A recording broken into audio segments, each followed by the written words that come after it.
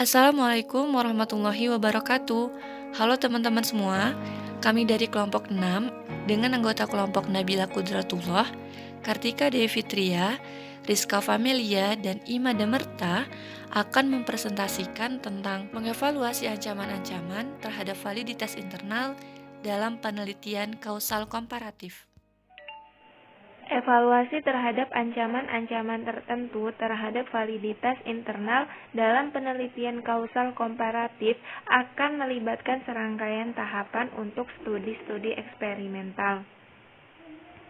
Pertanyaan yang harus diajukan oleh peneliti adalah bagaimanakah kemungkinan adanya ancaman yang mungkin muncul dalam studi ini.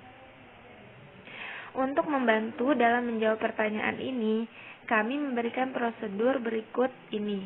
Langkah pertama, tanyakan faktor-faktor spesifik apakah yang diketahui dapat mempengaruhi variabel dependen atau mungkin diperkirakan dapat mempengaruhi variabel tersebut.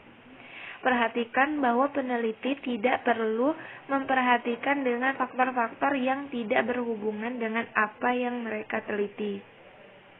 Langkah kedua, tanyakan bagaimanakah sepertinya perbedaan pada kelompok yang diperbandingkan pada setiap faktor. Sebuah perbedaan di antara kelompok tidak dapat dijelaskan melalui faktor yang merupakan kesamaan pada semua kelompok. Langkah ketiga, evaluasi ancaman-ancaman berbasis bagaimanakah pengaruh dari ancaman tersebut, dan rencanakan untuk mengontrolnya. Jika sebuah ancaman tidak dapat dikontrol, maka ini haruslah nyatakan dalam perencanaan. Mari kita pertimbangkan sebuah contoh untuk mengilustrasikan bagaimana langkah-langkah di atas dapat dipergunakan. Anggaplah seorang peneliti ingin mengeksplor kemungkinan penyebab siswa melakukan dropout di sekolah-sekolah perkotaan. Dia dapat mengajukan hipotesis yang terdiri dari 3 kemungkinan penyebabnya, seperti 1. Ketidakstabilan keluarga, 2. Kepercayaan diri siswa yang rendah, dan 3. Kurangnya sistem penunjang yang berhubungan dengan sekolah dan kebutuhan-kebutuhannya. Peneliti kemudian akan membuat sebuah daftar siswa dropout terkini dan secara acak memilih sebuah kelompok perbandingan yang terdiri dari siswa yang masih bersekolah. Dia kemudian mewawancarai siswa di kedua kelompok untuk memperoleh data yang berhubungan dari tiap kemungkinan penyebab yang menjadi variabel. Selanjutnya akan dibahas tentang karakteristik subjek. Terdapat 4 karakteristik subjek yang mungkin dapat dipertimbangkan. Yang pertama yaitu tingkatan sosioekonomi keluarga. Tingkatan ini memiliki 3 langkah. Langkah 1, tingkat sosioekonomi mungkin berhubungan dengan ketiga variabel penyebab yang menjadi hipotesis penelitian.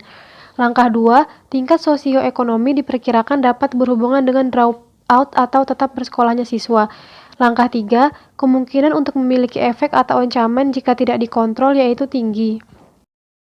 Tingkatan yang kedua yaitu gender. Tingkatan ini terdiri dari 3 langkah. Langkah 1, gender mungkin juga dapat berhubungan dengan variabel penyebab. Langkah 2, gender mungkin berhubungan dengan peristiwa dropout. Sehubungan dengan hal ini, peneliti dapat membatasi penelitiannya hanya pada siswa laki-laki atau perempuan untuk memastikan bahwa kelompok pembanding memiliki proporsi gender yang sama dengan kelompok siswa dropout. Langkah 3, kemungkinan untuk memiliki efek atau ancaman jika tidak dikontrol yaitu tinggi. Selanjutnya tingkatan yang ketiga yaitu etnis. Tingkatan ini terdiri dari 3 langkah. Langkah 1, etnisitas mungkin juga dapat berhubungan dengan variabel penyebab. Langkah 2, latar belakang etnis siswa mungkin saja berhubungan dengan peristiwa dropout. Oleh karena itu, 2 kelompok harus disesuaikan sehubungan dengan gender mereka. Langkah 3, kemungkinan untuk memiliki efek atau ancaman jika tidak dikontrol yaitu sedang hingga tinggi. Tingkatan yang keempat yaitu skill-skill bekerja yang diterima oleh pasar. terdiri dari 3 langkah. Langkah 1, skill-skill bekerja mungkin berhubungan dengan variabel penyebab. Langkah 2, sepertinya memang berhubungan dengan dropout, karena seringkali siswa melakukan dropout karena mereka sudah mampu menghasilkan uang sendiri. Peneliti dapat mengukur skill-skill bekerja mereka lalu mengontrolnya dengan beberapa metode matching. Langkah 3, kemungkinan untuk memiliki efek atau ancaman jika tidak dikontrol yaitu sedang hingga tinggi. Yang selanjutnya yaitu mortalitas. Mortalitas terdiri dari 3 langkah. Langkah 1, kemungkinan subjek menolak untuk diinterview adalah karena berhubungan dengan salah satu variabel penyebab. Langkah 2, ada kemungkinan bahwa lebih banyak subjek dalam kelompok dropout akan menolak untuk melakukan wawancara dibandingkan dengan subjek pada kelompok pembanding. Satu-satunya solusi adalah untuk melakukan semua usaha yang diperlukan agar dapat subjek di kedua kelompok bersedia bekerja sama. Langkah 3, kemungkinan untuk memiliki efek atau ancaman jika tidak dikontrol yaitu tinggi.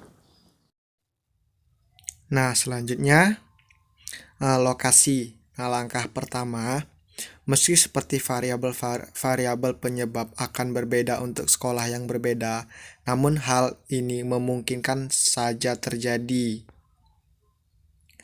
Pada langkah kedua, lokasi seperti dapat berhubungan dengan dropout pada sekolah-sekolah tertentu yang terlibat dalam penelitian, atau tingkat dropout umumnya berbeda dengan sekolah yang berbeda.